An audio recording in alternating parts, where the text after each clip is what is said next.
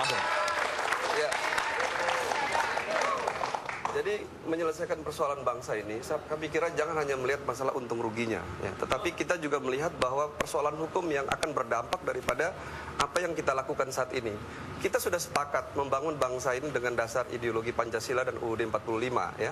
Dan di situ kita tahu memang orang mengatakan ada 3 mekanisme sistem hukum di Indonesia, ada hukum negara, hukum agama, dan juga hukum adat. Nah, tetapi kita harus sadarnya ketiganya ini harus hukum negara itu di atas. Nah, kalau sekarang yang terjadi adalah jadi di mana ideologi agama ini dijadikan undang-undang, maka dia berbalik seperti ini, maka akan kesetaraan adalah hukum agama dan juga hukum negara ini jadi sama. Ini yang saya lihat dengan adanya undang-undang, ini yang kami keberatan sebenarnya. Kenapa? Begitu ada persoalan, dia tidak lari kepada konstitusi itu, tetapi dia lari kepada hukum agama. Ini akan menjadi satu situasi yang tidak kondusif. Oleh karena itu, kenapa kami katakan, kami bukan tidak setuju dengan berbagai produk yang untuk mensejahterakan rakyat. Yang tidak kami setuju adalah kalau ideologi agama ini dijadikan undang-undang, ya akan menjadi persoalan bagi bangsa ini. Dan ini akan merembet. Kami melihat sudah begitu banyak undang-undang syariah yang sudah dimasukkan sebagai undang-undang di tengah bangsa ini. Dan ini sebenarnya melanggar daripada kesepakatan daripada the founding fathers mendirikan bangsa ini. Itu yang menjadi keberatan kami. Jangan dijadikan undang-undang. Saya kira ini ya kita harus melihat dulu dari 2 perspektif menurut saya. Yang pertama itu apakah kita cukup matang dalam memahami aspek konstitusional kita ya. Dari segi itu saya menganggap bahwa sebenarnya keseluruhan dari proses pengundang-undangan kita ini tidak bertentangan dengan konstitusi. Sama sekali tidak ada yang bertentangan dengan konstitusi. Kecuali kalau Mahkamah Konstitusi mengatakan bahwa undang-undang itu bertentangan dengan konstitusi. Tapi sampai sekarang kan tidak ada. Tidak ada sekalipun juga persoalan itu. Lalu kedua menurut saya, kematangan wawasan berkebangsaan kita juga. Jadi soalnya ini bukan soal kita lagi membawa ini pada debat apakah ini memuat satu ideologi tertentu atau tidak, tapi pada praktek internasional globalnya keuangan syariah ini sudah merupakan domain yang tidak lagi tersekat-sekat oleh diskusi-diskusi mengenai latar belakang ideologi itu. Jerman menggunakan itu, China menggunakan itu, Amerika Serikat menggunakan itu. Ini sudah menjadi praktek umum di dunia internasional. Jadi saya agak heran kalau kita itu tiba-tiba menarik ini pada diskusi soal ideologi atau tidak. Ini menurut saya terlalu picik begitu, terlalu sederhana melihat masalah keuangan ini dengan baik. Mungkin ada yang protes, silakan. Silakan. Tadi Bapak mengatakan bahwa kalau memang baik untuk rakyat, kenapa nggak dijalankan? Bapak tahu nggak kalau dari syariah itu sebenarnya kapitalis, tapi kapitalis modern. Nah, dari awal juga hargai. Dari awal juga saat kapitalis masuk ke Indonesia, kapitalis imperialis itu mainnya halus banget.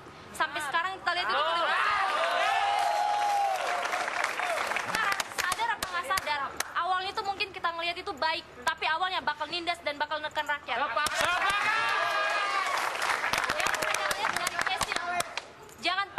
Jangan pernah pandang dari segi agama, jangan pernah. Saya setuju itu. Kita memang tidak memandang itu dari segi agama ya. Prinsipnya memang begitu. Saya sependapat dengan adik kita dari UKI tadi bahwa ini memang domainnya bukan lagi debat ideologi, tapi apakah sesuatu itu bermanfaat atau tidak kepada masyarakat. Dan karena itu tadi saya selalu mengatakan bahwa fokus kita melihat kinerjanya dari segi statistikal itu. Dan kalau kita lihat dari perspektif dunia internasional, memang ini sangat menguntungkan sekali sebenarnya dari segi perekonomian. Kita sadari bahwa reformasi ini menuntut juga bahwa Indonesia sebagai negara hukum. Ya. Bahwa hukum sebagai panglima di tengah bangsa ini. Nah, kita tahu kalau sekarang hukumnya itu ada 2 panglimanya, ya, hukum agama sama hukum negara. Di mana? Karena gini, kita harus sadari yang namanya ekonomi syariah, pasti itu ada hukum agama di situ. Tidak bisa kita hindari bahwa hukum agama akan menjadi dasar daripada itu. Nah, ini yang saya katakan, kalau ada 2 panglima hukum, maka ini akan menjadi satu persoalan ke depan. Dan juga kita sadari. Hukum yang berlaku bukan hanya konstitusi kan? Saya kira hukum kita itu cuma satu, Pak. Kalau kita bicara syariah, artinya ekonomi syariah, pasti dia akan masuk di hukum syariah Islam juga, di undang-undangkan maka menjadi hukum positif seharusnya. Tetapi dia tetap tunduk juga kepada undang-undang agama itu sendiri. Oh tidak, Pak. Ini agak keliru. Coba kita lebih detail ya. Saya kira begini, Pak. Urutan hukum kita itu jelas, Pak ya. Undang-Undang Dasar 45 itu jelas sekali, Pak. Lalu kemudian undang-undang. Setiap undang-undang tidak boleh bertentangan dengan Undang-Undang Dasar 45. Kalau Bapak, kalau kita kemudian mengatakan bahwa ada unsur pertentangannya, kita ajukan ke Mahkamah Konstitusi. Itu aturan bernegara kita. Kalau Mahkamah Konstitusi mengatakan tidak ada masalah, maka tidak ada persoalan sebenarnya. Jadi ini nggak boleh kita tafsirkan secara sepihak. Di sini karena yang itu tidak ada. Di sini yang saya kira kita perlu luruskan ya. Kita sekarang dengan era reformasi ini, dengan era demokrasi ini terkesan bicara mayoritas minoritas. Padahal bangsa ini didirikan tidak dengan bicara mayoritas minoritas. Sebentar, Pak, ya. Karena kalau kita bicara mayoritas minoritas, Indonesia ini sudah jadi negara agama. Ya kan, betul kan? Saya sependapat, Tetapi Pak. Memang kita kan harus tidak bicara negara agama. Karena apa? Kita bicara pluralisme. Ada kawan-kawan kita seperti di Papua, seperti di daerah Indonesia Timur, yang tentunya tidak menginginkan kalau seandainya yang namanya ideologi agama itu dijadikan undang-undang.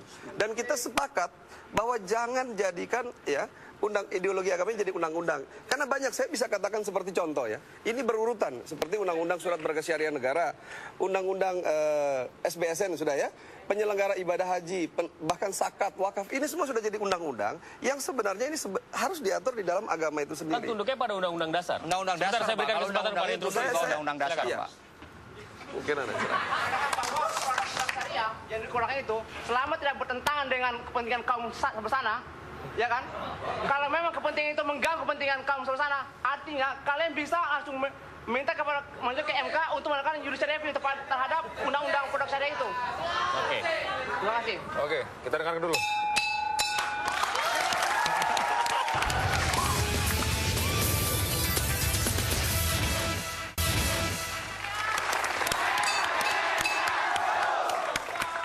Kita dengarkan interupsi dari sini, silakan, Pak. Terima kasih.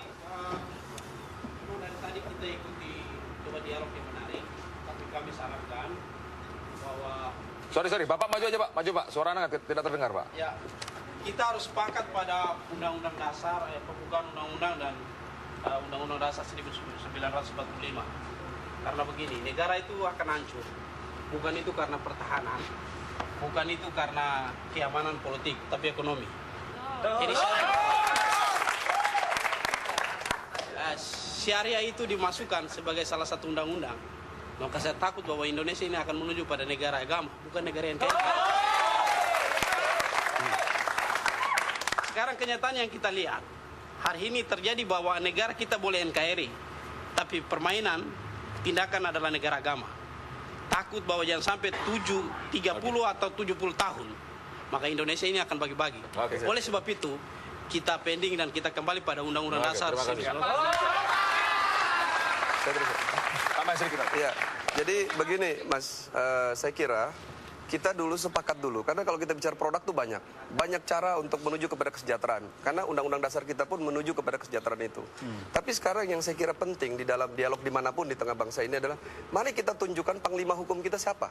Ya, sekarang kita bicara panglima hukumnya adalah agama ataukah konstitusi. Kenapa itu penting menurut Anda? Sangat penting, karena gini, kalau seandainya kita punya dua panglima, ini akan terjadi dualisme dan terjadi berbagai ketidakkondusifan, ya, ada saling curiga, dan ini betul-betul membahayakan bagi bangsa ini ke depan. Kalau Pak Ade dan teman saya tadi mengatakan bahwa tetap ada konstitusi di sana dan tidak perlu khawatir. Itu yang dikatakan tadi kelihatannya ada, tetapi sebenarnya ini kan ada dualisme hukum yang kita tidak bisa tutup-tutupi dan kita harus buka Pak Denny, dan kita harus sepakati. Pak Denny, itu artinya yang penting bukan syariah, bahwa itu kemudian memberikan kesejahteraan itu tidak penting, yang penting asal bukan syariah. Bukan, yang penting itu kan produk. Nah, artinya itu sistem itu diuji nggak? Bukan. Teruji nggak? Saya mau katakan sekarang kita bicara hukum dulu. Negara hukum ini kan hukumnya harus piramid itu tadi. Jadi jangan kita bikin dua piramid yang saya maksudkan. Kalau jadi dua piramid ini akan menjadi persoalan gitu. Saya sepakat itu, kita harus klarifikasi Pak ya, bahwa sebetulnya kalau kita berdebat soal, saya kira itu tafsir Bapak yang mengatakan bahwa kita sedang, panglima kita ini agama dan konstitusi. Faktanya? Nggak ada, faktanya konstitusi saja dalam kenyataannya. Karena apa? Seluruh produk undang-undang ini tidak dibuat di jalanan Pak, tidak dibuat di mimbar masjid atau di mimbar gereja. Itu dibuat di dalam parlemen, di DPR, yang terdiri dari beragam pandangan dan spektrum kepentingan. Lalu kemudian ketika itu kita putuskan, itu juga belum final Pak. Bahwa kalau di dalam unsur itu ada yang melanggar konstitusi, bahwa kalau undang-undang itu kemudian menimbulkan efek terhadap penindasan minoritas misalnya, saya kira Mahkamah Konstitusi akan membela itu. Dan putusan-putusan Mahkamah Konstitusi yang sudah kita lihat akhir-akhir ini, itu betul-betul membela kepentingan-kepentingan yang objektif dari ini konstitusi kita. Ini yang saya mau kasih contoh konkret ya. Nah, karena itu menurut saya ya, kalau kita bicara soal soal ekonomi syariah, lalu kemudian ketika dia diobjektifikasi dalam bentuk hukum kita, itu menurut saya tidaklah bertentangan apa-apa dengan konstitusi, karena seluruh prosedurnya itu sudah kita selesaikan. Saya justru mau garis bawahi pernyataan Pak Dhani tadi. Kita tidak boleh curiga, Pak. Ini semua merupakan niat baik dari putra bangsa ini. Saya, kolega-kolega yang ada di parlemen, masyarakat yang sekarang ini juga terlibat dalam ekonomi syariah. Dan yang paling perlu Bapak ketahui bahwa waktu SBSN itu diterbitkan, Pak, pembelinya itu banyak sekali yang tidak beragama Islam, Pak. Mungkin maksudnya begini, itu fakta juga, fakta yang tidak Look bisa at the kita bright pungkiri. side begitu loh. Positive thinking dulu. Mungkin